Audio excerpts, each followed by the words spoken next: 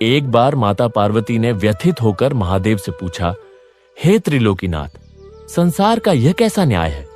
जो पापी हैं वे सुखों की शैया पर सोते हैं और जो धर्म का पालन करते हैं वे दुखों के सागर में डूबते रहते हैं। आखिर कर्मों की गति इतनी विचित्र क्यों है? भक्तों, उस समय महादेव ने जो गूढ़ रहस्य उजागर किया वह आज आपके जीवन की दिशा बदल सकता है। शिवजी ने समझाया कि हर कर्म का बीज समय की धरती पर बोया जाता है और कोई भी उससे बच नहीं सकता, परंतु एक मार्ग है, भक्ति का मार्ग, जो ललाट पर लिखी दुर्भाग्य की रेखाओं को भी बदल सकता है। यही कारण है कि जो साधक इस कथा को पूर्ण निष्ठा और धैर्य के साथ अंत तक सुन लेता है, उसके जीवन से दुर्भाग्य के बादल छंटने लगते हैं। लेकिन सावधान रहें, कलयुग की माया बड़ी प्रबल है। वह आपके मन को विचलित करेगी, आपको कथा बीच में छोड़ने के लिए उकसाएगी। शास्त्रों का मत है कि देवता के द्वार से और सत्संग के बीच से कभी खाली हाथ नहीं लौटना चाहिए। अधूरी कथा सुनना प्यासे को पानी दिखाकर लौटा देने के समान है। यह कथा केवल उन्हीं के लिए है जिनके पुण्य उदय हो चुके हैं और जो शिव तत्व को समझने की प्यास रखते हैं। मुझे विश्वास है कि आप उन गिने चुने श्रेष्ठ भक्तों में से हैं जो आज महादेव का यह गुप्त ज्ञान प्राप्त करके ही उठेंगे। तो आइए अपने अंतर्मन के शोर को शांत करें और कैलाशपति का ध्यान करें। उत्तर भारत की पावन और हरी भरी भूमि पर कल्याणपुर नाम का एक अत्यंत समृद्ध और विशाल राज्य स्थित था। यह राज्य अपनी प्राकृतिक सुंदरता, बहती हुई निर्मल नदियों और ऊंचे पर्वतों के लिए जाना जाता था, परंतु इस राज्य का वैभव इसके शासक के व्यवहार के कारण फीका पड़ता जा रहा था। कल्याणपुर की गद्दी पर राजा रुद्रदेव का शासन था। राजा रुद्रदेव जन्म से एक ब्राह्मण था, जिसके कारण समाज में उसका स्थान अत्यंत पूजनीय होना चाहिए था, किंतु उसका स्वभाव और उसके कर्म किसी भयानक राक्षस से कम नहीं थे। शास्त्र कहते हैं कि ब्राह्मण का धर्म ज्ञान बांटना और करुणा का संचार करना है, परंतु राजा रुद्रदेव ने इन सभी आदर्शों को त्याग कर अधर्म का मार्ग चुन लिया था। उसके महल की दीवारें प्रजा की चीखों और राजा के अट्टहासों से गूंजती रहती थी।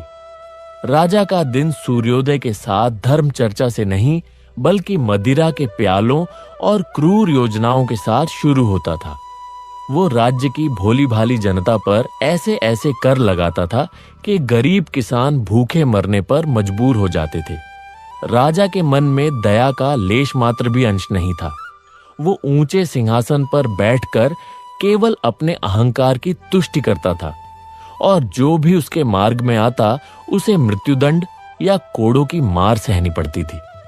राजा रुद्रदेव का शरीर बलशाली था, पर उसकी आत्मा अंधकार में डूबी हुई थी। एक समय की बात है, ग्रीष्म ऋतु की दोपहर थी और राजा रुद्रदेव अपने सैनिकों और मंत्रियों के साथ शिकार खेलने के उद्देश्य से घने जंगल की ओर निकला। जंगल के शांत वातावरण में पक्षियों का कलरव गूंज रहा था और प्रकृति अपनी छटा बिखेर रही थी, लेकिन राजा के मन में केवल रक्त और हिंसा का विचार चल रहा था। चलते चलते उसकी दृष्टि एक झाड़ी के पीछे पड़ी, जहां एक हिरनी अपने छोटे से शावक को दुलार रही थी। वो नन्हा हिरण अपनी मां के साथ खेल रहा था और उसे इस बात का तनिक भी आभास नहीं था कि कुछ ही दूरी पर काल साक्षात खड़ा है। राजा रुद्रदेव ने अपना धनुष उठाया और उसकी आंखों में एक क्रूर चमक आ गई। उसने सोचा कि आज इस कोमल हिरण के बच्चे का मांस उसके भोजन की शोभा बढ़ाएगा। मंत्रियों ने धीरे से समझाने का प्रयास भी किया कि महाराज, यह तो अभी बच्चा है, इसे छोड़ दिया जाए, परंतु राजा ने क्रोधित होकर उन्हें चुप करा दिया। उसने क्रूरतापूर्वक उस नन्हे शावक को उसकी मां से छीन लिया। हिरनी अपनी करुण आंखों से अपने बच्चे के लिए विनती करती रही। वो बेचारी बेजुबान जानवर राजा के घोड़े के पीछे भागती रही, लेकिन पत्थर दिल राजा रुद्रदेव का मन नहीं पसीजा। उसने उस अबोध प्राणी को मारकर अपने रसोइयों को दे दिया और उस रात बड़े चाव से उसका मांस खाया। इस घटना के बाद राजा की राक्षसी प्रवृत्ति और अधिक बढ़ गई।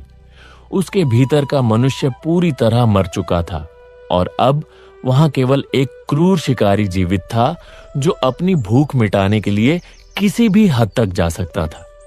जैसे जैसे समय बीतता गया, राजा रुद्रदेव के अत्याचारों की सीमा लांघती चली गई।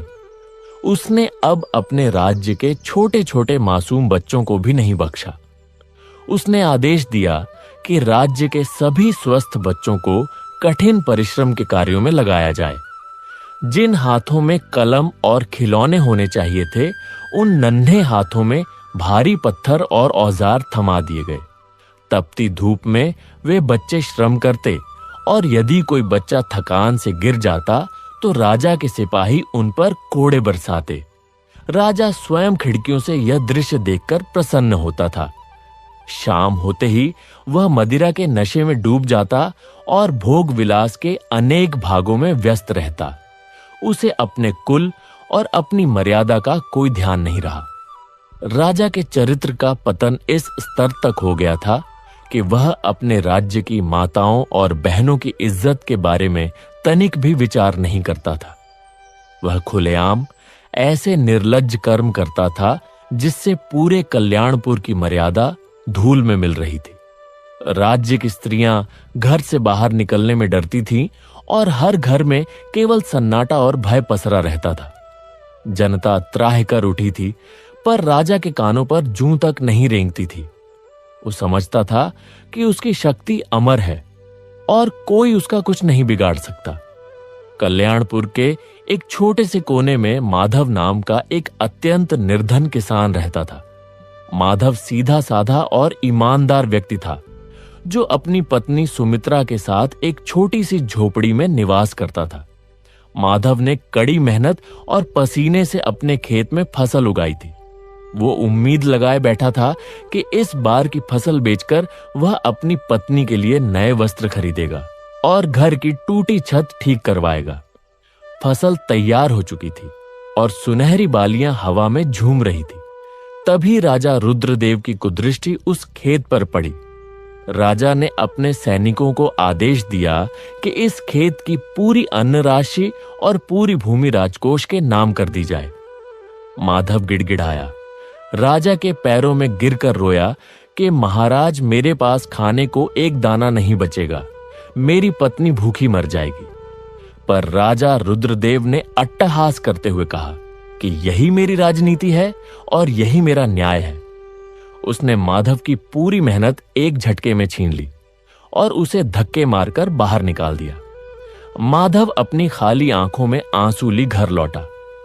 उसकी पत्नी सुमित्रा, जो कि भगवान शिव की परम भक्त थी, ने अपने पति को इस अवस्था में देखा तो उसका हृदय भर आया। माधव ने दुखी होकर कहा कि हे देवी, अब हम क्या खाएंगे? राजा ने हमारा सब कुछ छीन लिया है। सुमित्रा ने धीरज बंधाते हुए कहा कि स्वामी, आप विचलित ना हो, महादेव सब देख रहे हैं, जो होगा अच्छा ही होगा। सुमित्रा ने उसी क्षण भगवान शिव के चरणों में ध्यान लगाया और प्रार्थना की कि हे भोलेनाथ, इस अधर्मी राजा के पापों का घड़ा भर चुका है, अब आप ही इस राज्य की और हमारी रक्षा कीजिए। कल्याणपुर की गलियां अब उत्सवों के गीतों से नहीं बल्कि भूख और बेबसी की आंखों से गूंजने लगी थी। राजा रुद्रदेव का अहंकार आकाश छू रहा था और उसने स्वयं को ईश्वर से भी ऊपर समझना शुरू कर दिया था। माधव और सुमित्रा की फसल छीनने के बाद राजा का मन शांत नहीं हुआ। उसने राज्य में यह घोषणा करवा दी कि अब से कोई भी व्यक्ति अपने घर में अन्न का संग्रह नहीं करेगा, बल्कि सारा अनाज शाही गोदामों में जमा होगा और राजा की इच्छा के अनुसार ही किसी को भोजन दिया जाएगा। इस क्रूर नियम ने प्रजा की कमर तोड़ दी। माताओं के पास अपने शिशुओं को खिलाने के लिए दूध तक नहीं बचा था। राजा रुद्रदेव अपने ऊंचे झरोकों से देखता कि कैसे लोग दाने दाने के लिए तरस रहे हैं और वह इसे अपनी विजय समझता था। एक दिन महल के बाहर कुछ वृद्ध ब्राह्मण राजा से मिलने आए। उन्होंने विनम्रता पूर्वक राजा को याद दिलाया कि वह स्वयं एक ब्राह्मण है और एक ब्राह्मण का धर्म प्रजा की रक्षा करना है, ना कि उनका विनाश। राजा रुद्रदेव ने उनकी बात सुनकर उपहास किया और क्रोध में आकर अपने सैनिकों को आदेश दिया कि इन वृद्धों को कारागार में डाल दिया जाए और इन्हें भोजन के स्थान पर केवल जल दिया जाए। राजा की यह निर्दयता देखकर पूरा राज्य थर्रा उठा। इधर माधव और सुमित्रा की कुटिया में सन्नाटा पसरा था, परंतु उस सन्नाटे में भी अटूट श्रद्धा की एक लौ जल रही थी। माधव भूख से व्याकुल होकर कभी कभी अपना धैर्य खो देता था। वह अपनी पत्नी सुमित्रा से कहता कि हे प्रिय, जिस ईश्वर की तुम दिन रात पूजा करती हो, क्या उन्हें हमारा दुख दिखाई नहीं देता? क्या वे उस पापी राजा को दंड नहीं देंगे जिसने हजारों घरों के चिराग बुझा दिए हैं? सुमित्रा, जिसका मुखमंडल शिव की भक्ति से सदा दीप्तिमान रहता था, शांत स्वर में उत्तर देती कि स्वामी महादेव की लाठी में आवाज नहीं होती, पर उसका प्रहार अचूक होता है। पाप का घड़ा जब तक पूरी तरह भर नहीं जाता, तब तक ईश्वर प्रतीक्षा करते हैं, ताकि जब न्याय हो तो वह संपूर्ण हो। सुमित्रा प्रतिदिन मिट्टी का एक शिवलिंग बनाती, उस पर बेलपत्र चढ़ाती और घंटों मौन रहकर प्रार्थना करती।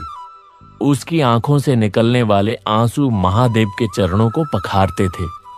उसे अटूट विश्वास था कि राजा रुद्रदेव का अंत निकट है और महादेव स्वयं कोई मार्ग निकालेंगे। उधर महल में राजा रुद्रदेव ने अधर्म की नई सीमाएं तय कर दी थी।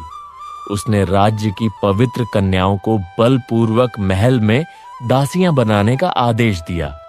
पूरे राज्य में हाहाकार मच गया। पिता अपनी पुत्रियों को बचाने के लिए उन्हें गुप्त स्थानों पर छुपाने लगे, पर राजा के गुप्तचर हर कोने से मासूमों को घसीट कर ले आते थे। राजा की सभा अब नीति और न्याय की जगह सुरा और सुंदरी का अड्डा बन चुकी थी। एक रात्रि जब अंधकार गहरा था और सारा संसार निद्रा में मग्न था, राजा रुद्रदेव अपने रेशमी बिस्तरों पर लेटा हुआ था। उसने उस दिन अत्यधिक मदिरा का सेवन किया था और उसे लग रहा था कि वह संसार का सबसे सुखी और शक्तिशाली व्यक्ति है। लेकिन जैसे ही उसकी आंखें लगी, उसे एक ऐसा स्वप्न आया जिसने उसकी आत्मा को झकझोर कर रख दिया। राजा ने देखा कि वो एक अंतहीन काले मार्ग पर अकेला चल रहा है। वहां की हवा में सड़न और रुदन की गंध थी। अचानक उसे कुछ भयानक आकृति वाले पुरुष दिखाई दिए, जिनके शरीर विशाल थे और आंखें दहकते अंगारों जैसी थी। वे यमदूत थे। राजा ने देखा कि वे दूत लोहे की तपती हुई जंजीरों से उन लोगों को खींच रहे हैं जिन्होंने पृथ्वी पर पाप किए थे। राजा रुद्रदेव ने स्वप्न में देखा कि उसे एक विशाल कढ़ाई की ओर ले जाया जा रहा है, जिसमें खौलता हुआ तेल भरा था। उसने देखा कि वहां वही लोग थे जिन्हें उसने प्रताड़ित किया था। वे सब यमदूतों के साथ खड़े उसे देख रहे थे। एक यमदूत ने चिल्लाकर कहा कि देखो, यह वही पापी राजा है जिसने मासूमों का अन्न छीना और निर्दोषों का रक्त बहाया। आज इसकी सजा का समय आ गया है। स्वप्न में राजा ने अपनी पीठ पर भारी कोड़ों की मार महसूस की। उसे ऐसा लगा जैसे हजारों बिच्छू एक साथ उसके शरीर को डंक मार रहे हों। वो चीखना चाहता था, पर उसका गला रुंध गया था। उसे अपनी आंखों के सामने उन बच्चों के चेहरे दिखाई देने लगे जिन्हें उसने कठिन श्रम में झोंक दिया था। राजा की नींद अचानक एक भयानक चीख के साथ खुल गई। उसका पूरा शरीर पसीने से तरबतर था और उसका हृदय इतनी तेजी से धड़क रहा था मानो छाती फाड़कर बाहर निकल आएगा। उसने अपने चारों ओर देखा। वो अपने सुरक्षित कक्ष में ही था, पर वो डर अब उसके भीतर घर कर चुका था। उसने पानी पीने के लिए हाथ बढ़ाया, पर उसके हाथ कांप रहे थे। उसे महसूस हुआ कि कक्ष के कोनों में कोई खड़ा उसे घूर रहा है। उस रात के बाद राजा रुद्रदेव की रातों की नींद और दिन का चैन गायब हो गया। वो जब भी आंखें बंद करता, उसे वही भयानक यमलोक के दृश्य दिखाई देते। उसे सुनाई देता कि कोई उसे पुकार रहा है और कह रहा है कि रुद्रदेव, तेरे कर्मों का हिसाब हो चुका है, अब चलने के लिए तैयार हो जा। उसकी भूख मर गई और उसका बलशाली शरीर धीरे धीरे ढलने लगा। वो जो पहले अट्टहास करता था, अब परछाइयों से भी डरने लगा था। उसने अपने कक्ष में दर्जनों मशालें जलवा दी ताकि कहीं भी अंधेरा न रहे, पर उसके मन का अंधेरा दूर नहीं हो रहा था। राजा को लगने लगा कि उसकी मृत्यु निकट है और जो कुछ उसने कमाया है वह उसे नर्क की आग से नहीं बचा पाएगा। अगले दिन सुबह राजा ने अत्यंत व्याकुल होकर अपने महामंत्री को बुलाया। महामंत्री ने जब राजा की स्थिति देखी तो वह दंग रह गया। राजा की आंखें धंसी हुई थी और चेहरा पीला पड़ चुका था। राजा ने कांपती आवाज में कहा कि मंत्री, मुझे बचा लो। मुझे यमदूत दिखाई दे रहे हैं। मुझे वे तपते हुए तेल के कड़ाहे दिखा रहे हैं। मैंने जो पाप किए हैं, क्या उनका कोई अंत नहीं है? क्या कोई ऐसा मार्ग नहीं जिससे मुझे इन भयानक सपनों से मुक्ति मिल सके? महामंत्री, जो भीतर ही भीतर राजा के कुकर्मों से दुखी था, ने एक अवसर देखा। उसने कहा कि महाराज, आपके कर्मों का बोझ बहुत भारी हो चुका है और साधारण मनुष्य इसका समाधान नहीं कर सकता। हमारे राज्य की उत्तर दिशा के घने जंगल में एक सिद्ध साधु रहते हैं। वे त्रिकालदर्शी हैं और महादेव के अनन्य भक्त हैं। यदि कोई आपको इस संकट से निकाल सकता है तो वह केवल वही महात्मा है। राजा रुद्रदेव ने बिना एक पल गंवाए कहा कि हमें अभी उनके पास जाना होगा। चाहे जो हो जाए, मुझे इस नर्क की अग्नि से बचना है। राजा ने अपनी राजसी वेशभूषा की परवाह नहीं की और महामंत्री के साथ घोड़े पर सवार होकर जंगल की ओर निकल पड़ा। रास्ता कठिन था, पर राजा के भीतर का भय उसे रुकने नहीं दे रहा था।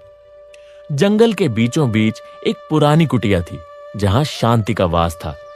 वहां पहुंचते ही राजा ने देखा कि एक तेजस्वी साधु समाधि में लीन थे। उनके चारों ओर भी एक दिव्य प्रकाश था। राजा घोड़े से उतरा और दौड़कर साधु के चरणों में गिर गया। वो फपक फपक कर रोने लगा। एक समय का अहंकारी राजा आज एक याचक की भांति धूल में पड़ा था। उसने रोते हुए अपनी सारी व्यथा सुनाई और अपने सपनों का वर्णन किया। साधु ने अपनी आंखें खोली और राजा की ओर देखा। उनकी दृष्टि में क्रोध नहीं बल्कि एक गहरी करुणा थी।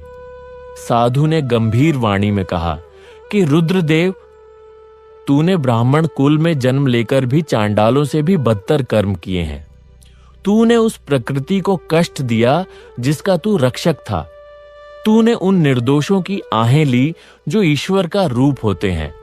तेरे पाप इतने घने हैं कि सूर्य की किरणें भी उन्हें नहीं भेद सकती।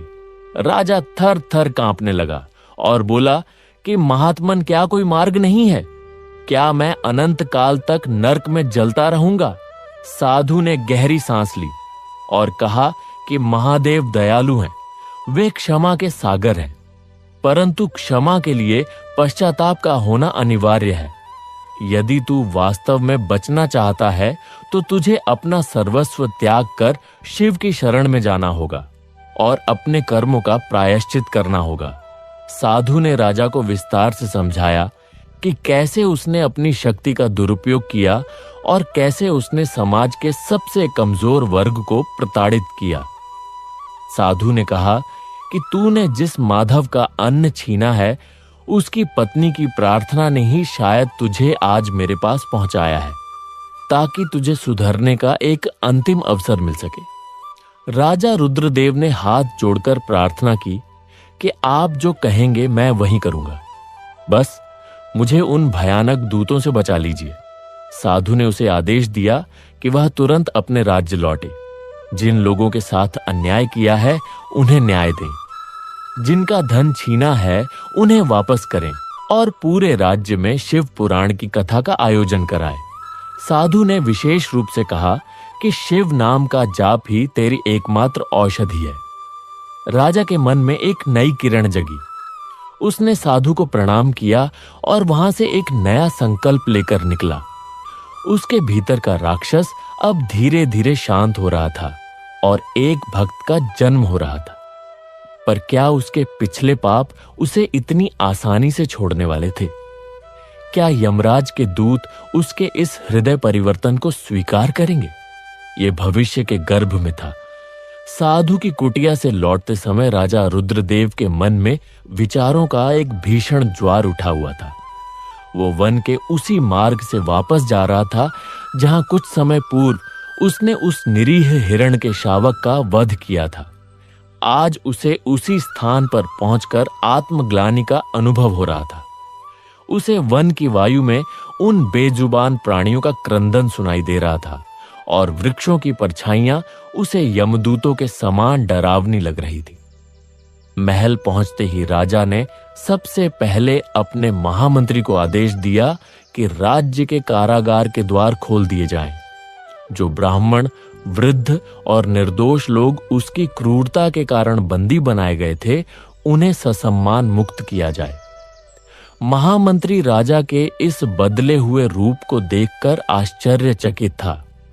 उसे विश्वास ही नहीं हो रहा था कि यह वही पत्थर दिल राजा है जो कल तक लहू बहाने में आनंद अनुभव करता था। राजा रुद्रदेव ने अपने आलीशान शयन कक्ष में प्रवेश किया, जहां मदिरा के स्वर्ण पात्र और विलास की वस्तुएं सजी हुई थी। उसने एक ही झटके में उन सभी पात्रों को फेंक दिया और भूमि पर बैठकर फूट फूट कर रोने लगा। उसे रह रहकर वो किसान माधव और उसकी पत्नी सुमित्रा याद आ रहे थे, जिनकी आंखों में उसने बेबसी और भूख देखी थी। अगले दिन सूर्योदय के साथ ही राजा रुद्रदेव ने पूरे कल्याणपुर राज्य में ढिंढोरा पिटवा दिया कि महाराज अपने समस्त पापों का प्रायश्चित करना चाहते हैं। उसने आदेश दिया कि राज्य के मध्य में एक विशाल पंडाल का निर्माण किया जाए, जहां 18 दिनों तक महान शिव पुराण की कथा का आयोजन होगा। राजा ने स्वयं अपने हाथों से राशि आभूषण उतार दिए और श्वेत वस्त्र धारण कर लिए। उसने घोषणा की कि जब तक कथा पूर्ण नहीं होगी, वह केवल एक समय फलाहार करेगा और भूमि पर शयन करेगा। प्रजा के लिए यह किसी चमत्कार से कम नहीं था। लोग अपनी आंखों पर विश्वास नहीं कर पा रहे थे कि जिस राजा के नाम से वे कांपते थे, आज वही राजा नंगे पांव गलियों में घूमकर लोगों से क्षमा मांग रहा था। राजा रुद्रदेव सबसे पहले माधव की उस टूटी हुई कुटिया पर पहुंचा। माधव और सुमित्रा अपनी झोपड़ी के बाहर बैठे भगवान शिव का नाम जप रहे थे। जब उन्होंने राजा को अपनी चौखट पर देखा तो वे भयभीत होकर पीछे हट गए। उन्हें लगा कि शायद राजा फिर से उन्हें कोई दंड देने आया है, परंतु दृश्य बिल्कुल विपरीत था। राजा रुद्रदेव ने अपने मस्तक को माधव के चरणों में रख दिया। एक राजा को एक निर्धन किसान के चरणों में पड़ा देख पूरा गांव वहां एकत्र हो गया। राजा ने सिसकते हुए कहा कि हे माधव, हे शिव भक्त, मुझे क्षमा कर दो। मैंने तुम्हारा अन्न ही नहीं छीना, बल्कि तुम्हारी आत्मा को दुखाया है। मैंने राजनीति के नाम पर जो पाप किया, उसके कारण मैं नर्क की अग्नि में जल रहा हूं। कृपया मुझे क्षमा दान दे। माधव की आंखों में आंसू आ गए। उसका कोमल हृदय राजा की ऐसी दशा देखकर पसीज गया। सुमित्रा ने आगे बढ़कर कहा कि महाराज उठिए। पश्चाताप की अग्नि जब मनुष्य को जलाती है तो वह कुंदन बन जाता है। यदि आपने अपनी भूल स्वीकार कर ली है तो महादेव अवश्य ही आप पर कृपा करेंगे। राजा ने उसी समय आदेश दिया कि माधव की पूरी भूमि उसे वापस की जाए और राजकोष से उसे इतना धन दिया जाए कि उसकी आने वाली पीढ़ियां कभी भूखी न रहे। राजा ने राज्य के हर उस परिवार की सूची बनवाई जिनका उसने अहित किया था और एक एक करके सबको उनका खोया हुआ सम्मान और संपत्ति लौटानी शुरू की। शिव पुराण की कथा का आरंभ हुआ। पूरे कल्याणपुर में शंखों और घंटों की ध्वनि गूंजने लगी। राजा रुद्रदेव कथा के प्रथम श्रोता के रूप में भूमि पर कुशा के आसन पर बैठा। कथावाचक ब्राह्मणों ने जब शिव के चरित्र का वर्णन करना शुरू किया तो राजा की आंखों से अविरल अश्रुधारा बहने लगी। जैसे जैसे कथा आगे बढ़ती, राजा को अपने भीतर एक अद्भुत शांति का अनुभव होने लगा। उसे समझ आया कि जिसे वह अपनी शक्ति समझता था, वह वास्तव में उसका अहंकार था। जो उसे विनाश की ओर ले जा रहा था। उसने राज्य में अन्नपूर्णा भंडार की स्थापना की, जहां कोई भी भूखा व्यक्ति आकर किसी भी समय भोजन कर सकता था। जो बच्चे कारखानों और कठिन श्रम में लगे थे, उन्हें मुक्त कर उनके लिए पाठशालाएं खुलवाई गई। राजा अब स्वयं भोजनालय में खड़ा होकर गरीबों को भोजन परोसता था। उसकी इस सेवा भावना ने प्रजा के मन से डर निकाल दिया और धीरे धीरे लोग राजा से प्रेम करने लगे। परंतु राजा रुद्रदेव के मन में एक गहरा डर अभी भी था। वो था उसके पुराने कर्मों का फल। उसे पता था कि यमराज के बही खाते में उसके पाप लिखे जा चुके हैं और केवल कुछ दिनों की भक्ति उन वर्षों के पापों को कैसे धो पाएगी। रात के समय जब राजा महादेव के नाम का जाप करता तो उसे कभी कभी वही भयानक सपने फिर से आते। उसे लगता कि यमदूत उसके कक्ष के बाहर खड़े होकर उसकी आयु कटने की प्रतीक्षा कर रहे हैं। राजा की तबीयत धीरे धीरे बिगड़ने लगी। वर्षों के मदिरापान और अब किए जा रहे कठिन उपवासों ने उसके शरीर को जर्जर कर दिया था। उसे एक असाध्य रोग ने घेर लिया, जिसके कारण उसके शरीर में तीव्र पीड़ा होने लगी। राजा ने इस पीड़ा को भी महादेव का प्रसाद समझकर स्वीकार किया। वो कहता कि यह दर्द मेरे उन पापों की सजा है जो मैंने दूसरों को दिए थे। उसकी मृत्यु जैसे जैसे निकट आने लगी, उसे अपने उत्तराधिकारी की चिंता सताने लगी। उसने देखा कि उसके अपने सगे संबंधी और दरबारी केवल सत्ता के लोभी हैं। यदि राज्य की बागडोर उनके हाथों में गई तो कल्याणपुर फिर से उसी अंधकार में चला जाएगा जहां से वह बड़ी मुश्किल से निकला है। एक दिन राजा ने महामंत्री को बुलाया और बड़ी क्षीण आवाज में कहा कि मंत्री, मेरा अंत समय निकट है। मुझे वैभव नहीं बल्कि एक ऐसा उत्तराधिकारी चाहिए जो शिव का सच्चा भक्त हो और प्रजा को अपनी संतान समझे। मुझे माधव की याद आ रही है। वो भले ही निर्धन है, पर उसका हृदय शिव के वास के योग्य है। जाओ और माधव को ससम्मान लेकर आओ। महामंत्री माधव को महल लेकर आए। राजा रुद्रदेव ने भरी सभा में ब्राह्मणों को आमंत्रित किया। उसने माधव का राज्याभिषेक करने की घोषणा की। माधव ने हाथ जोड़कर कहा कि महाराज, मैं एक तुच्छ किसान हूं, मैं राज्य कैसे संभालूंगा। राजा ने मुस्कुराकर कहा कि माधव जो शिव को संभाल सकता है, वह संसार को भी संभाल सकता है। तुम्हारी भक्ति ही इस राज्य की रक्षा करेगी। राजा ने अपने हाथों से राजमुकुट माधव के मस्तक पर रखा और स्वयं को पूरी तरह से शिव की भक्ति में लीन कर लिया। अब राजा रुद्रदेव के पास खोने के लिए कुछ नहीं था, केवल शिव का नाम था। अंतिम दिनों में राजा केवल ओम नमः शिवाय का अखंड जाप करता रहा। उसकी देह अत्यंत दुर्बल हो चुकी थी, पर उसके मुख पर एक दिव्य तेज था। वो जानता था कि अब उसकी असली परीक्षा शुरू होने वाली है। एक अंधेरी रात में राजा रुद्रदेव की सांसें उखड़ने लगी। कक्ष में चारों ओर कपूर और अगरबत्ती की सुगंध थी।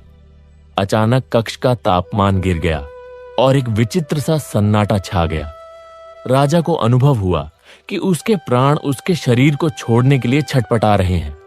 तभी उसे कक्ष की दीवारें पार करके दो काली छायाएं आती हुई दिखी। उनके हाथों में भयानक पाश और गदा थी। वे यमदूत थे।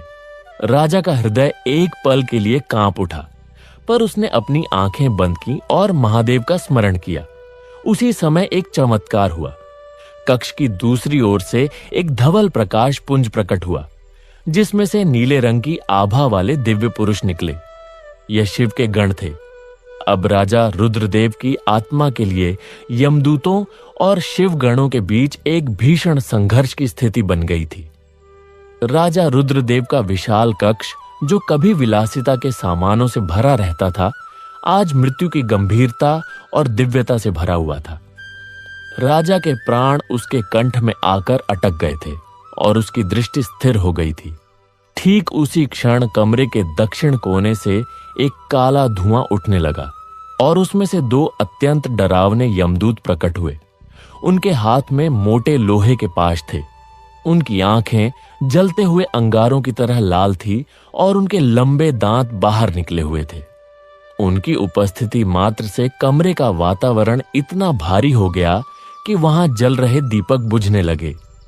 यमदूतों ने अपनी कर्कश आवाज में अट्टहास किया और राजा की आत्मा को शरीर से खींचने के लिए अपना पाश आगे बढ़ाया।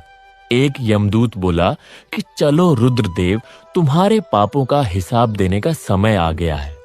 तुमने धरती पर जो हाहाकार मचाया था उसकी सजा भुगतने के लिए यमराज तुम्हारा इंतजार कर रहे हैं। तुमने एक मां से उसका बच्चा छीना, तुमने गरीबों का निवाला छीना और तुमने स्त्रियों का अपमान किया। तुम्हारी जगह केवल और केवल कुंभीपाक नरक में है। जैसे ही यमदूतों ने राजा की आत्मा को जकड़ने का प्रयास किया, अचानक कमरे के उत्तर दिशा से एक शीतल और अत्यंत तीव्र प्रकाश पुंज उत्पन्न हुआ। वो प्रकाश इतना शक्तिशाली था कि यमदूतों की आंखें चौंधिया गई। उस प्रकाश के मध्य से महादेव के दो गण नंदीश्वर के समान तेज वाले और त्रिशूल धारण किए हुए प्रकट हुए। उनके मस्तक पर भस्म का त्रिपुंड था और गले में रुद्राक्ष की मालाएं सुशोभित थी। शिवगणों ने अपने त्रिशूल आगे बढ़ाकर यमदूतों का मार्ग रोक दिया। एक शिवगण ने गंभीर और मधुर स्वर में कहा कि रुक जाओ।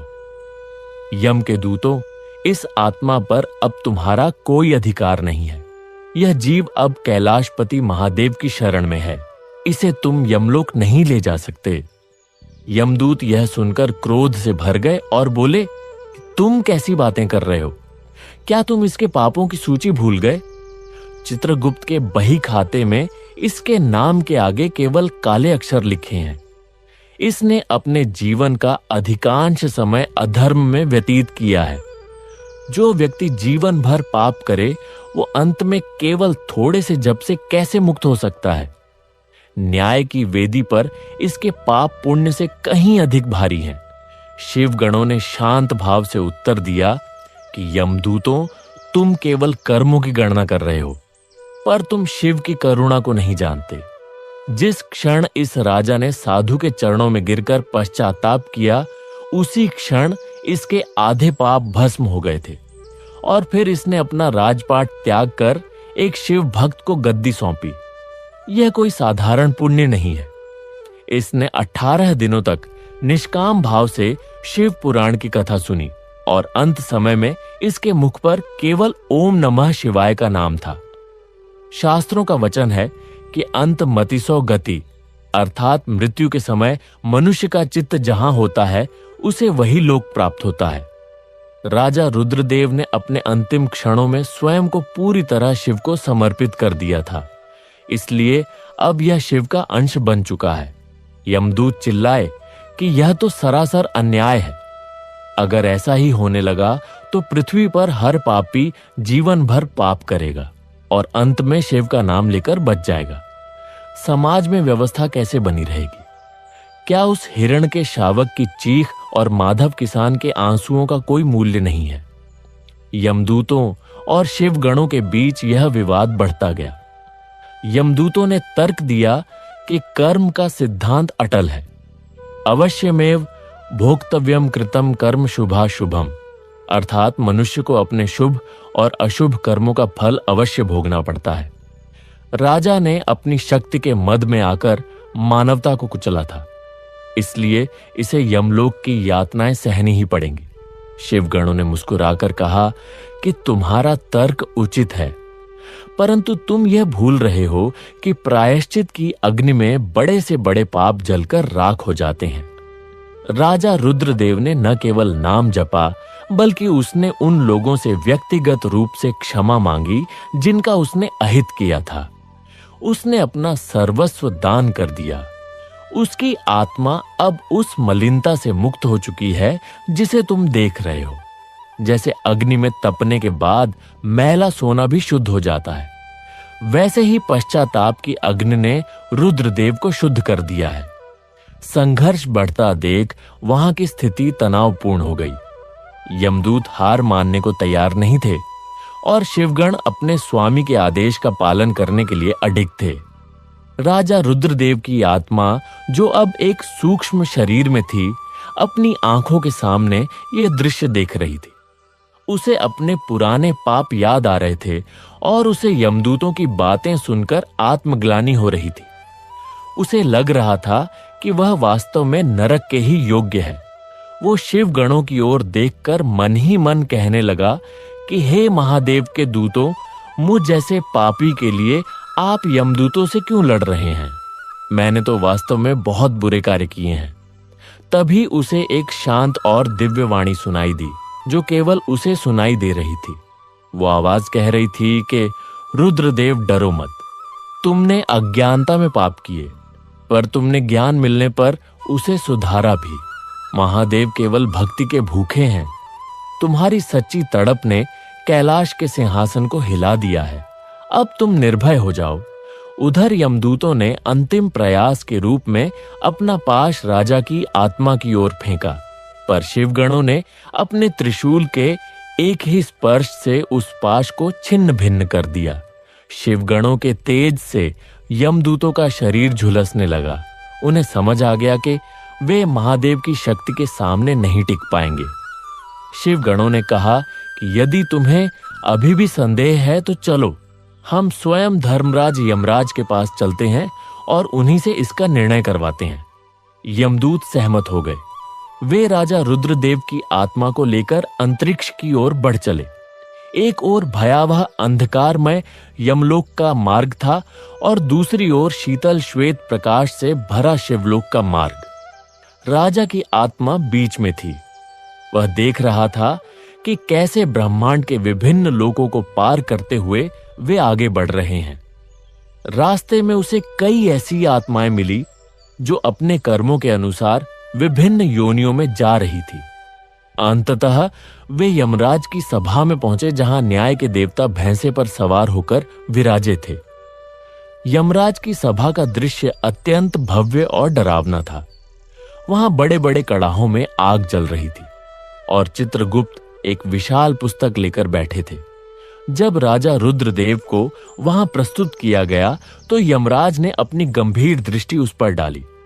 यमदूतों ने अपना पक्ष रखा और शिवगणों ने महादेव का संदेश सुनाया।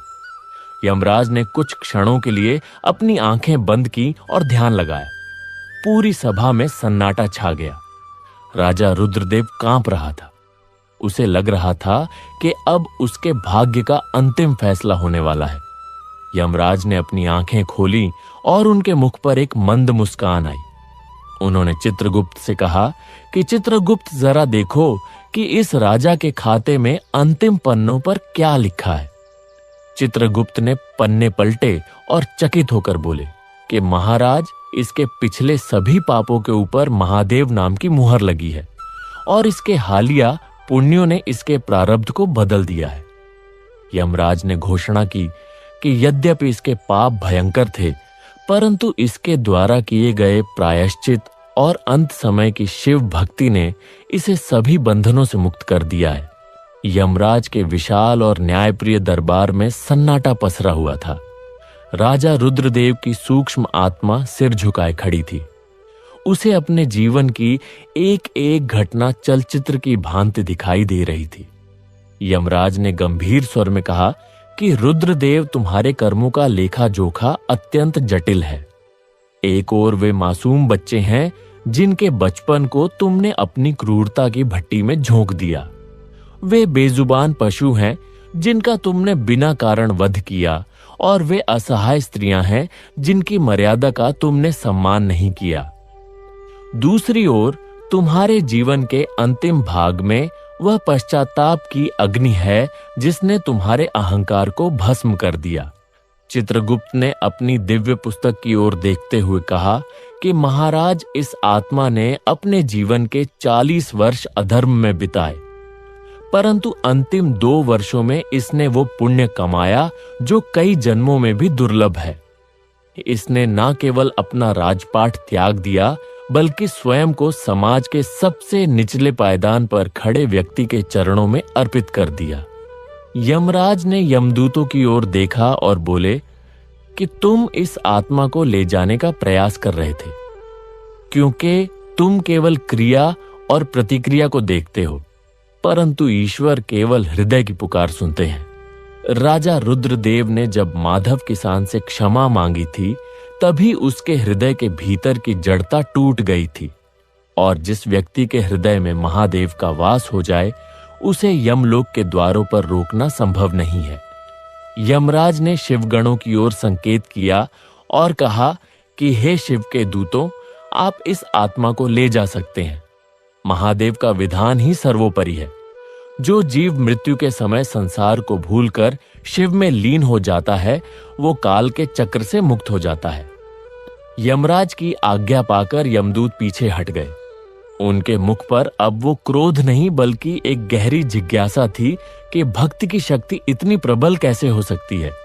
जैसे ही यमराज ने अपना निर्णय सुनाया, राजा रुद्रदेव की आत्मा के चारों ओर का अंधकार छटने लगा। वो डरावना दरबार ओझल हो गया और चारों ओर एक शीतल सुगंधित पवन बहने लगी। शिवगणों ने अत्यंत आदर के साथ राजा की आत्मा को एक दिव्य विमान में बिठाया। यह विमान स्वर्ण और मणियों से नहीं, बल्कि श्वेत प्रकाश और शांति से बना हुआ था। जैसे ही विमान ऊपर की ओर बढ़ा, राजा ने देखा कि नीचे कल्याणपुर राज्य की जनता शोक और श्रद्धा के साथ उसके मृत शरीर का अंतिम संस्कार कर रही थी। राजा माधव, जो कभी एक गरीब किसान था, अपनी पत्नी सुमित्रा के साथ राजा रुद्रदेव के शरीर को मुखाग्नि दे रहा था। पूरे राज्य में हर हर महादेव का घोष हो रहा था। राजा ने देखा कि जिन लोगों पर उसने अत्याचार किए थे, वे भी आज उसकी आत्मा की शांति के लिए प्रार्थना कर रहे थे। यह देखकर राजा रुद्रदेव की आत्मा को वास्तविक शांति मिली। उसे समझ आया कि मनुष्य की सबसे बड़ी पूंजी धन या सत्ता नहीं, बल्कि वो प्रेम और क्षमा है जो वो दूसरों के हृदय में छोड़ जाता है। विमान बादलों को पार करता हुआ ऊपर उठता चला गया। रास्ते में राजा ने अद्भुत दृश्य देखे। उसे सप्तर्षि मंडल दिखाई दिया, जहां महान असर्षि तपस्या में लीन थे। उसे वह नक्षत्र लोक दिखा जहां पुण्य आत्माएं तारों के रूप में चमक रही थी। धीरे धीरे सारा दृश्य बदल गया और सामने एक ऐसा लोक प्रकट हुआ जिसकी कल्पना किसी भी शास्त्र में करना कठिन है। यह शिवधाम था। यहाँ की मिट्टी भस्म की तरह पवित्र और शीतल थी। यहाँ के वृक्षों से वेदों की अर्चाएं गूंज रही थी और नदियों में जल नहीं, बल्कि साक्षात अमृत बह रहा था। यहाँ न कोई राजा था, न कोई रंग। यहाँ हर जीव शिवमय था। नंदी महाराज मुख्य द्वार पर पहरा दे रहे थे। जैसे ही विमान वहां पहुंचा, नंदी ने मुस्कुराकर स्वागत किया। राजा रुद्रदेव का सूक्ष्म शरीर अब दिव्य हो चुका था। उसे अब न भूख थी, न प्यास और न ही मृत्यु का भय। शिवगण राजा को लेकर एक विशाल सभा की ओर बढ़े, जहां स्वयं देवाधिदेव महादेव माता पार्वती के साथ विराजे थे। महादेव का रूप अत्यंत मनमोहक था। उनके मस्तक पर चंद्रमा मंद मंद मुस्कुरा रहा था। जटाओं से गंगा की निर्मल धारा प्रवाहित हो रही थी और उनके कंठ में स्थित नीलकंठ उनकी करुणा की गवाही दे रहा था। राजा रुद्रदेव प्रभु के चरणों में गिर पड़ा। उसके मुख से शब्द नहीं निकल रहे थे, केवल आंखों से बहते आंसू उसकी भक्ति को व्यक्त कर रहे थे।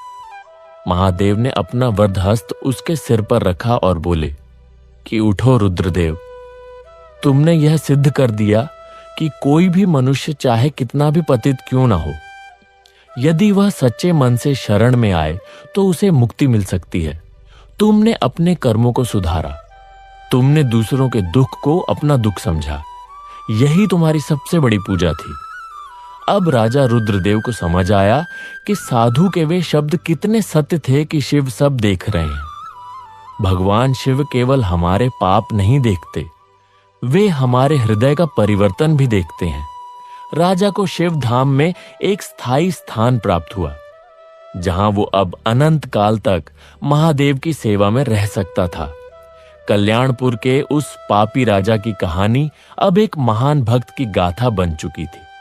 इधर पृथ्वी पर राजा माधव ने कल्याणपुर को एक आदर्श राज्य बना दिया था। वहां ना कोई भूखा था, न कोई दुखी। सुमित्रा की शिव भक्ति ने पूरे राज्य के वातावरण को आध्यात्मिक बना दिया था। लोग सदियों तक राजा रुद्रदेव के जीवन की चर्चा करते रहे कि कैसे एक क्रूर राक्षस जैसी प्रवृत्ति वाला व्यक्ति भी महादेव की कृपा से देवता बन गया। यह कथा हमें सिखाती है कि समय रहते जाग जाना ही बुद्धिमानी है। चाहे हमने अनजाने में कितने भी पाप किए हों, यदि हम आज से ही अच्छे कर्म, दूसरों की सेवा और ईश्वर का नाम लेना प्रारंभ कर दें तो हमारा भी कल्याण निश्चित है। शिवधाम की दिव्यता में डूबे हुए राजा रुद्रदेव को अब समय और काल का बोध नहीं रहा था। वहां ना दिन था ना रात, बस एक शाश्वत प्रकाश था जो आत्मा को तृप्ति प्रदान करता था। महादेव की उपस्थिति में उसे वह परम सुख प्राप्त हुआ था जिसकी उसने कभी स्वप्न में भी कल्पना नहीं की थी। परंतु महादेव की माया निराली है। एक दिन भगवान शिव ने रुद्रदेव को अपने समीप बुलाया और मंद मुस्कान के साथ कहा कि रुद्रदेव, यद्यपि तुम अब मेरे धाम के निवासी हो, परंतु तुम्हारी जीवन गाथा मृत्यु लोक के प्राणियों के लिए एक महान सीख है। जो लोग अधर्म के मार्ग पर चल रहे हैं, उन्हें यह जानना आवश्यक है कि हृदय परिवर्तन की शक्ति क्या होती है। रुद्रदेव ने हाथ जोड़कर प्रार्थना की कि हे प्रभु, मैं तो आपका तुच्छ सेवक हूं। मेरी क्या बिसात कि मैं संसार को कुछ सिखा सकूं। यह तो आपकी करुणा है, जिसने मुझे नर्क के द्वारों से खींचकर अपने चरणों में स्थान दिया। महादेव ने उसे आशीर्वाद दिया कि तुम्हारी यह कथा युगों युगों तक सुनी जाएगी और जो भी इसका श्रवण करेगा उसके भीतर धर्म का अंकुर फूटेगा। इधर मृत्युलोक में कल्याणपुर राज्य की काया पूरी तरह पलट चुकी थी। राजा माधव, जो कभी अपनी फसल छिन जाने पर दाने दाने को मोहताज था, आज एक न्यायप्रिय और धर्मनिष्ठ शासक के रूप में प्रतिष्ठित था। उसकी पत्नी सुमित्रा, जो पहले केवल अपनी छोटी सी कुटिया में शिव की आराधना करती थी, अब पूरे राज्य की माताओं और बहनों के लिए प्रेरणा का स्रोत बन गई थी। माधव ने गद्दी संभालते ही सबसे पहला कार्य यह किया कि राजा रुद्रदेव द्वारा बनाए गए सभी क्रूर कानूनों को समाप्त कर दिया। उसने राज्य के करों को इतना कम कर दिया कि किसान खुशी खुशी अपनी उपज का एक छोटा सा हिस्सा राजकोष में देने लगे। माधव स्वयं साधारण वस्त्र पहनता और अपनी प्रजा के बीच जाकर उनके दुख दर्द सुनता था। उसने राज्य की सीमा पर पहरा देने वाले सैनिकों को सख्त निर्देश दिए कि किसी भी राहगीर या गरीब के साथ दुर्व्यवहार ना किया जाए। माधव की सभा में अब चापलूसों और लालची दरबारियों के लिए कोई स्थान नहीं था। उसने उन विद्वान ब्राह्मणों और अनुभवी मंत्रियों को वापस बुलाया जिन्हें राजा रुद्रदेव ने अपमानित कर निकाल दिया था। राज्य में विद्या और कला का प्रचार प्रसार होने लगा। सुमित्रा ने राजमहल के एक विशाल कक्ष को शिव भक्ति केंद्र में बदल दिया था, जहां प्रतिदिन संध्या के समय निर्धन महिलाएं और बच्चे एकत्र होते थे। वहां उन्हें न केवल मुफ्त भोजन मिलता, बल्कि सुमित्रा स्वयं उन्हें जीवन के मूल्यों और शिव की महिमा के बारे में बताती थी। कल्याणपुर की गलियां, जो कभी भय के कारण सूर्यास्त के बाद सूनी हो जाती थी, अब भजनों और बच्चों की खिलखिलाहट से गूंजती रहती थी। माधव को अक्सर राजा रुद्रदेव की याद आती थी। उसे याद था कि कैसे राजा ने अंत समय में अपनी भूल सुधारने के लिए तड़प दिखाई थी। माधव ने राज्य के मुख्य द्वार पर राजा रुद्रदेव की एक भव्य मूर्ति बनवाई, लेकिन वो मूर्ति किसी विजेता राजा की नहीं थी, बल्कि एक याचक की थी जो हाथ जोड़कर शिव के सामने खड़ा था। मूर्ति के नीचे बड़े अक्षरों में लिखवाया गया कि अहंकार पतन का द्वार है और पश्चाताप मोक्ष का मार्ग है। माधव का मानना था कि आने वाली पीढ़ियां राजा रुद्रदेव के पापों से ज्यादा उनके पश्चाताप से सीख लेंगी। एक बार माधव के मन में विचार आया कि क्या वास्तव में रुद्रदेव को मुक्ति मिली होगी? क्या महादेव ने इतने बड़े पापी को सच में अपना लिया होगा? उसी रात माधव के स्वप्न में स्वयं भगवान शिव के गण प्रकट हुए। उन्होंने माधव को वो दृश्य दिखाया जो यमराज की सभा में घटा था। माधव ने देखा कि कैसे शिव की भक्ति ने यमदूतों के पाश को निष्फल कर दिया था। शिवगणों ने माधव से कहा कि हे राजन, संदेह मत करो, महादेव केवल भाव के भूखे हैं। रुद्रदेव ने अपनी आत्मा को शुद्ध करने के लिए जो कष्ट सहे और जो आंसू बहाए, वे गंगा जल के समान पवित्र थे। माधव की आंखें खुल गईं और उसने चैन की सांस ली। उसे संतोष हुआ कि उसका पूर्ववर्ती राजा अब सुरक्षित और सुखी है। माधव ने उसी दिन से संकल्प लिया कि वह अपने राज्य में शिवोत्सव का आयोजन हर मास करेगा, ताकि प्रजा का ध्यान सदैव सत्कर्मों की ओर लगा रहे। कल्याणपुर में अब फसलों की पैदावार पहले से कहीं अधिक होने लगी थी। अकाल और महामारियां जैसे उस राज्य का मार्ग भूल गई थी।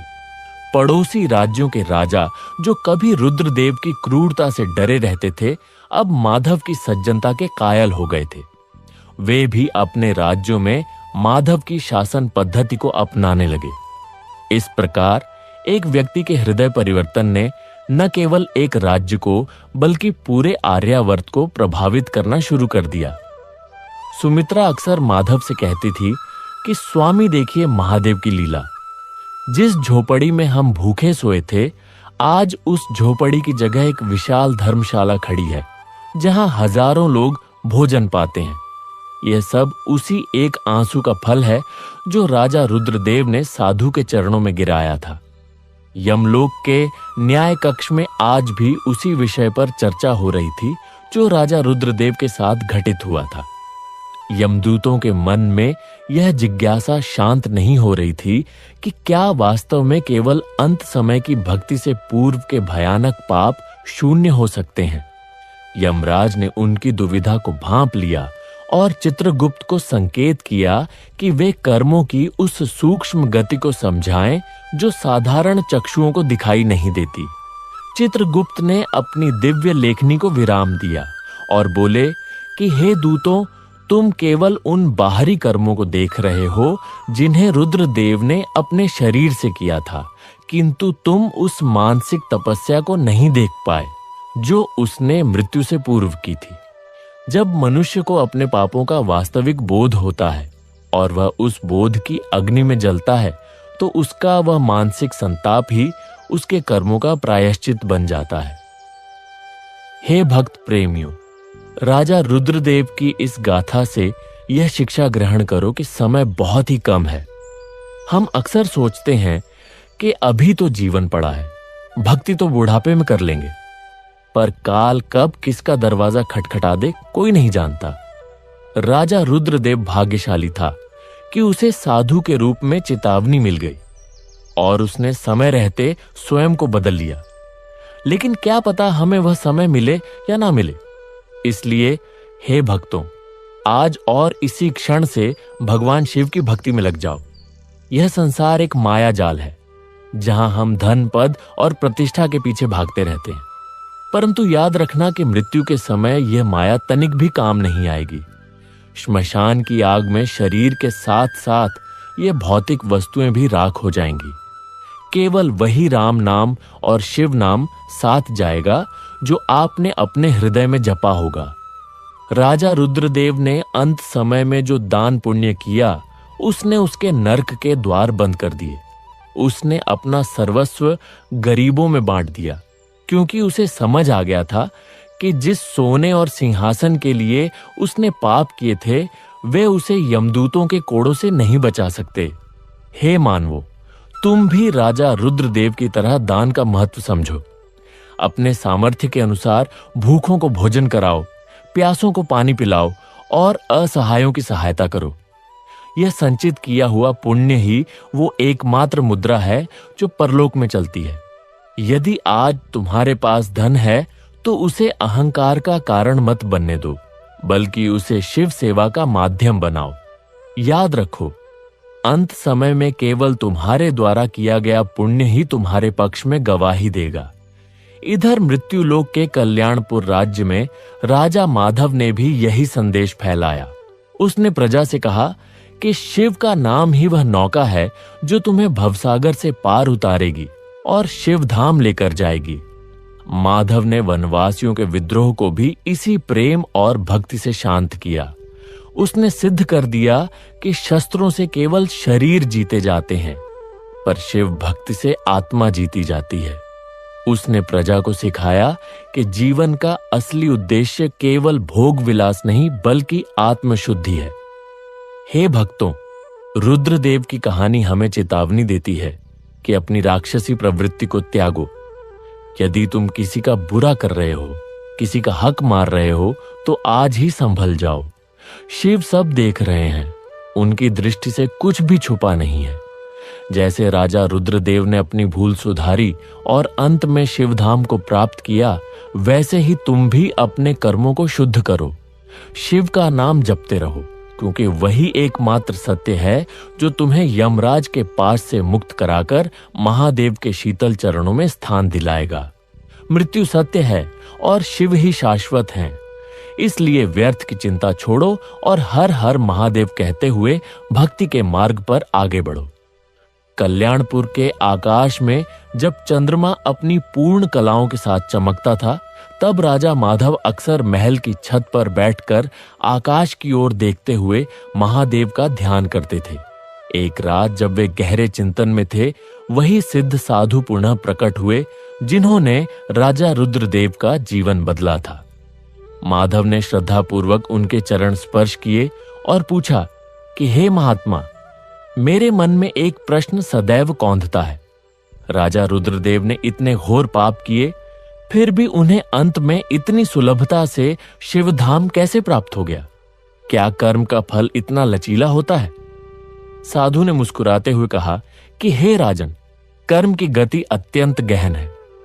रुद्रदेव के इस जन्म के पाप तो भयानक थे, परंतु उसके किसी पूर्व जन्म का एक अनजाना पुण्य था जिसने उसे इस जन्म में पश्चाताप का अवसर दिया। हे भक्तजनों, साधु की इस बात को ध्यान से सुनो और अपने जीवन में उतारो। कभी कभी हम देखते हैं कि बहुत बुरा करने वाला व्यक्ति भी अचानक सुधर जाता है या उसे ईश्वर की कृपा मिल जाती है। यह उसके किसी पिछले जन्म के शुभ संस्कारों का फल होता है। राजा रुद्रदेव अपने पिछले जन्म में एक साधारण लकड़हारा था। एक बार वन में शिवरात्रि के दिन वो अनजाने में एक बेल के वृक्ष पर चढ़ गया था। भूख और प्यास के कारण वो रात भर जागता रहा और अनजाने में ही उसके हाथ से कुछ बेलपत्र नीचे गिरे हुए शिवलिंग पर जा गिरे। उस अनजाने में की गई पूजा ने उसके प्रारब्ध में मोक्ष का बीज बो दिया था। इसी पुण्य के कारण उसे इस जन्म में रुद्रदेव जैसा ब्राह्मण कुल और अंत में साधु की संगति मिली। हे भक्तों, इस रहस्य से शिक्षा लो कि ईश्वर की भक्ति कभी व्यर्थ नहीं जाती। यदि आप आज एक छोटा सा भी पुण्य कार्य करते हैं या भगवान शिव का नाम लेते हैं, तो वह आपके खाते में जमा हो जाता है। हो सकता है कि आज आपको उसका फल ना दिखे, लेकिन जब आपका अंत समय आएगा, जब यमदूत आपके सामने खड़े होंगे, तब वही छोटा सा पुण्य आपके लिए सुरक्षा कवच बन जाएगा। इसलिए कभी यह मत सोचो कि मैंने तो बहुत पाप किए हैं, अब मेरा क्या होगा। महादेव करुणा के सागर हैं। जैसे राजा रुद्रदेव के करोड़ों पापों पर एक सच्चे पश्चाताप का आंसू भारी पड़ गया, वैसे ही आपकी एक पुकार आपके जीवन की दिशा बदल सकती है। साधु ने माधव को आगे समझाया कि राजन रुद्रदेव की कथा केवल एक राजा की कहानी नहीं है, यह हर उस मनुष्य की कहानी है जो माया के वश में होकर अपने मार्ग से भटक गया है। राजा रुद्रदेव ने अंत समय में जो दान किया, वो केवल धन का दान नहीं था, वो उसके अहंकार का दान था। उसने अपनी प्रजा से हाथ जोड़कर माफी मांगी। यह सबसे बड़ा पुण्य था। हे भक्तों, याद रखो, किसी का दिल दुखाकर आप कभी सुखी नहीं रह सकते। यदि आपने किसी का हक मारा है तो उसे लौटा दो। यदि किसी को अपशब्द कहे हैं तो क्षमा मांग लो। मृत्यु लोक से विदा होने से पहले अपने सभी हिसाब यहीं कर लो, वरना यमलोक में चित्रगुप्त का हिसाब बहुत कड़ा होता है। वहां ना कोई वकील काम आता है और ना ही कोई रिश्वत। वहां केवल आपके द्वारा किया गया निस्वार्थ दान और शिव नाम का जाप ही आपकी गवाही देता है। माधव ने साधु की बातें सुनकर संकल्प लिया कि वो राज्य के हर नागरिक को यह समझाएगा कि भक्ति का अर्थ केवल मंदिर जाना नहीं, बल्कि हर जीव में शिव को देखना है। राजा रुद्रदेव ने उस हिरण के बच्चे को मारा था, क्योंकि वो उसे केवल मांस का टुकड़ा समझता था। यदि उसने उस बच्चे में शिव को देखा होता तो उसके हाथ कभी नहीं उठते। हे भक्तों, अपने भीतर की उस क्रूरता को मारो। पशु पक्षियों पर दया करो, क्योंकि उनके भीतर भी वही चेतना है जो आपके भीतर है। किसी जीव को तड़पाकर आप शिव को प्रसन्न नहीं कर सकते। समय तेजी से बीत रहा है। राजा रुद्रदेव अब शिवलोक में सुरक्षित हैं, लेकिन उनकी कहानी हम जैसों के लिए एक चेतावनी है। जो लोग आज भी मदमस्त होकर अधर्म कर रहे हैं, जो अपनी शक्ति के नशे में गरीबों को कुचल रहे हैं, उन्हें याद रखना चाहिए कि यमराज के भैंसे के पैरों की